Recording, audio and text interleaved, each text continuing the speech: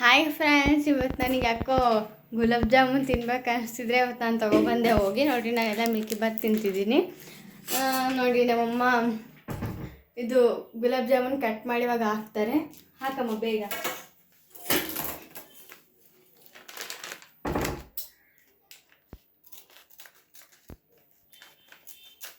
ನಿಮ್ಗೆ ಎಷ್ಟು ಬೇಕೋ ಅಷ್ಟು ಹಾಕ್ಕೊಳ್ಬೋದು. ನಿಮ್ಗೆ ಎಷ್ಟು ಜನ ಇರ್ತಾರೋ ಅವ್ರಿಗೆ ಎಷ್ಟು ಬೇಕೋ ಅಷ್ಟು ನೀವು ಪೌಡರ್ ಹಾಕ್ಕೊಂಡು ಯೂಸ್ ಮಾಡಿಕೊಳ್ಳಿ.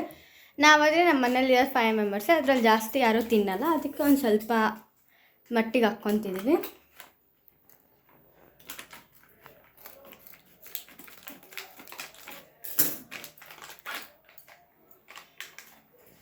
ನೋಡಿರಿ ಫ್ರೆಂಡ್ಸ್, ಇದು ಇಷ್ಟ ಐತೆ.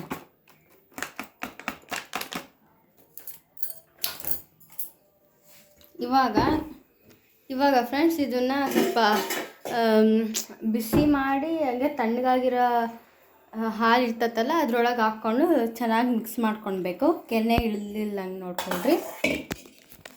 ನೋಡಿ, ನಮ್ಮಮ್ಮ ಎಲ್ಲ ಮಿಕ್ಸ್ ಮಾಡ್ತಿದ್ದಾರೆ ಇದನ್ನು.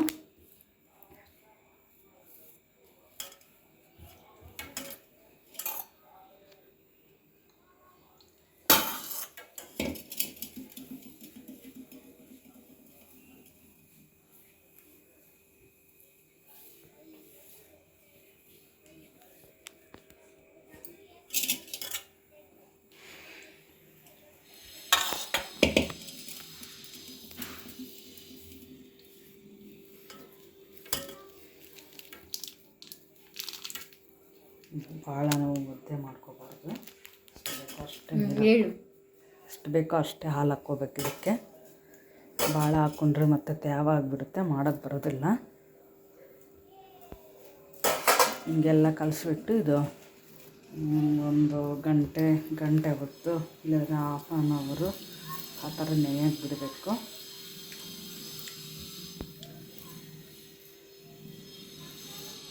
ಎಷ್ಟಿದೆಯೋ ಅಷ್ಟೇ ಸಕ್ಕರೆ ಹಾಕ್ಕೋಬೇಕು, ಅಳತೆ ಮಾಡಿಬಿಟ್ಟು.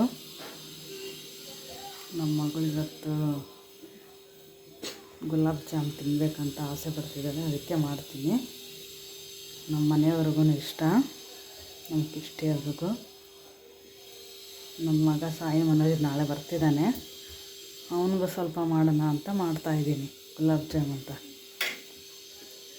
ನಮ್ಮ ಮನೋಜು ದಾವಣಗೆರೆಯಲ್ಲಿ ಸರಮಿ ಕಾಲೇಜಲ್ಲಿ ಓದ್ತಿದ್ದಾನೆ. ನಮ್ಮೂರಿಗೆ ಹಿರಿಯರ ಹಬ್ಬಕ್ಕೆ ಬರ್ತಿದ್ದಾನೆ ನಾಳೆ, ಅದಕ್ಕೆ ಮಾಡ್ತಿದ್ದೀನಿ ಫ್ರೆಂಡ್ಸ್.